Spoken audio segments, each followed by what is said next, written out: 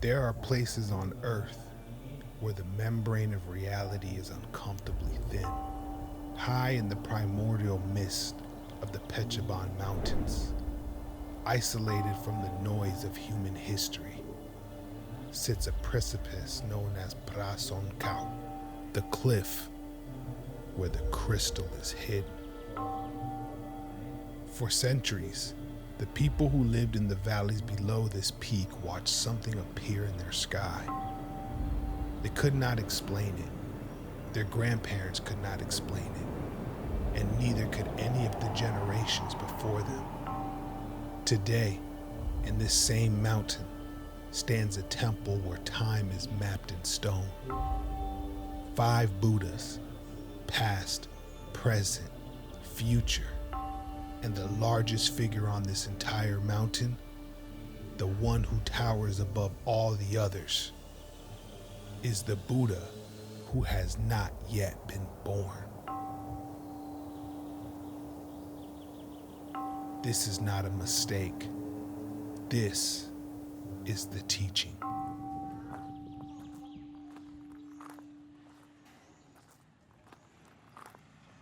What the villagers saw was Pratat, a glowing crystal sphere rising from the jagged rocks of this peak and drifting slowly across the sky.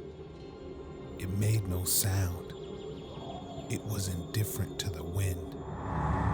To them, it was the sign of something sacred, a blessing, something they did not have language for. But sometimes, a blessing is only a future that has not yet arrived. In 2003, an artist named Amnart Opaso laid down his name. The day after ordination as a Buddhist monk, he came to this cliff alone. He built a shelter and began to practice in silence. And Master Amnart understood what the villagers had been seeing. It was not a phantom. It was a rupture in cosmic time. The orb was the gravitational pull of the future so vast, its light was bleeding backwards into the present. This mountain was the exact point where the light was breaking through. And so he began to build, to drag the prophecy out of the sky and shape it from stone. To understand what is being built here, you must first survive the concept of a Kalpa. Imagine a mountain of solid rock, 16 miles wide and 16 miles high. Once every 100 years, a celestial being passes by and slightly brushes the peak with a piece of fine silk. When that entire mountain has been worn away to dust by nothing but the friction of silk, a single Kalpa has still not passed. A Kalpa is a lifespan of a universe. It is the time it takes for the cosmos to violently explode into being, expand into the dark, and collapse back into nothing. Human history is not even a microscopic vibration within it. We currently exist in a sliver of time, known as the Bachelor Kalpa, the fortunate Aeon. In this specific lifespan of the universe, exactly 5 Buddhas are destined to appear. Master Amnart mapped this cosmic terror in white stone.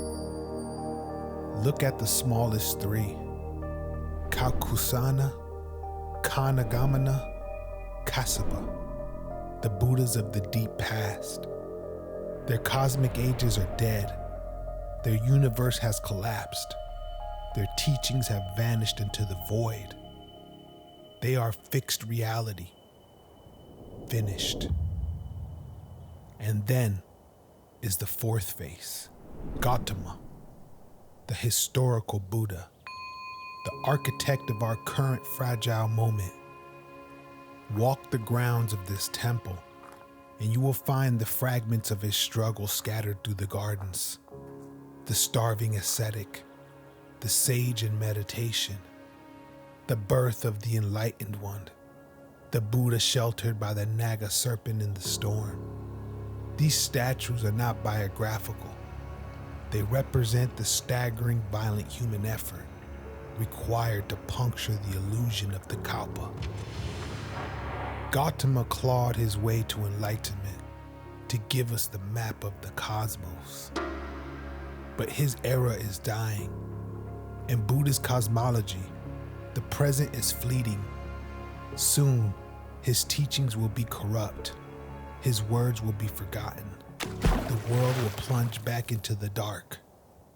Gotama is only a placeholder, which brings us to the giant, Maitreya, the future Buddha, predicted to arrive only when the darkness returns. Why does the unborn tower over the realized?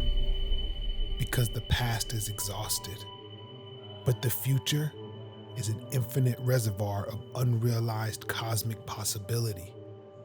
It contains every action not yet taken, every star not yet born, every Buddha not yet manifested. At nearly 23 meters, Maitreya is double the size of the present, because the future contains more than the past ever did. It is cosmically larger by definition. But a being of this magnitude does not simply arrive. He is dragged into existence. Look up. They are everywhere, hanging from the ceilings, embedded in the walls, pressed into the architecture itself. These are the Navagata, the 9 celestial bodies of Hindu-Buddhist cosmology. These orbs are not decoration. They are the deep weather of the universe. The exact gravitational alignments actively churning the cosmos to create the conditions for Maitreya to manifest. Every planetary movement is a gear in the turning of his arrival. Beside the planetary spheres stand gods from the Hindu pantheon. Shiva, Vishnu, the Nagas, the Thai guardian Yaksha, Hindu deities inside a Buddhist temple. This is not contradiction. This is cosmology. They are celestial mechanics, the raw cosmic forces of destruction, preservation, and hidden depth. Time passes, clouds move, empires rise and fall, but these guardians remain. Without destruction, no regeneration. Without preservation, no transmission. Without hidden depth, no mystery to be revealed. They are not separate gods. They are the cosmic mechanics of transformation itself.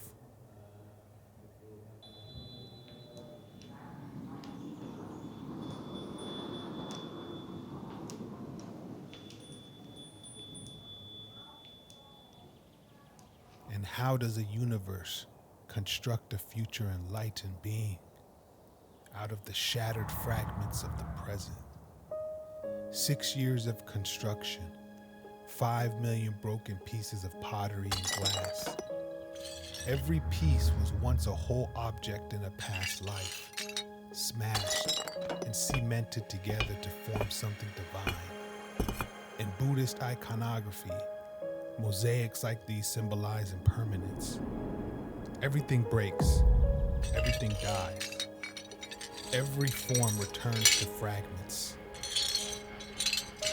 Master Amnart did not hide this truth. He built an entire mountain out of broken things. And what they make together catches light in a way no single unbroken object ever could. But look closer. The building those broken pieces cover itself is a mosaic. Catalan modernism, Indo-Chinese Buddhist architecture, Spanish curves meeting Thai spires. Master Amnart did not gather fragments only of pottery. He gathered fragments of entire civilizations. East, West, Hindu, Buddhist, modern, ancient, all cemented together to form a single receiver. Because the prophecy he was building did not belong to any one tradition. It belonged to the cosmos itself. In the West, we view ritual as a metaphor. Here, it's spiritual physics. When you press a piece of broken glass into the wall, you're generating the literal conditions required for the Maitreya to manifest. Your quiet breath on this mountain is a brick laid in the foundation of tomorrow.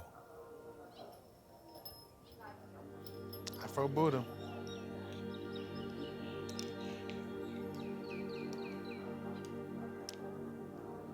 Every breath taken on this mountain has folded into the building. The receiver, Master Amnart, began 20 years ago, is still recording everything that touches it. This is what he built to catch the rupture. The mountain where the future was breaking through. He shaped it from stone, civilization by civilization, until the light had something to land in. This is what the villagers saw centuries before any of it existed.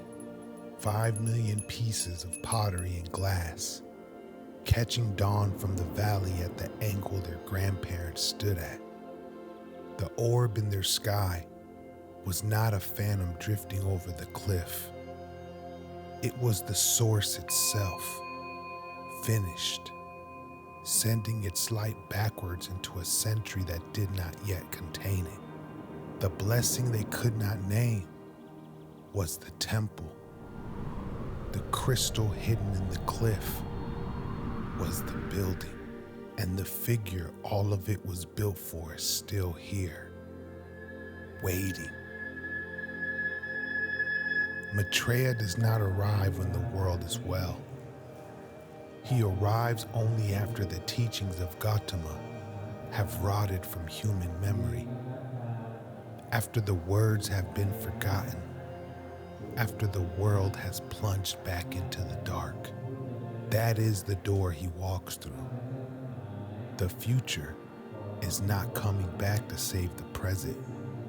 The future is what comes after it. Master Amnart laid down his name 20 years ago and began placing pieces towards a Buddha who will not arrive in his lifetime. He knows the darkness must return first. He places the tile anyways. Every morning, people climb this mountain. They sit in the room he built. They listen to what is being said in the present tense. They are the rest of the construction. The future is already real. We are the part that has not yet arrived.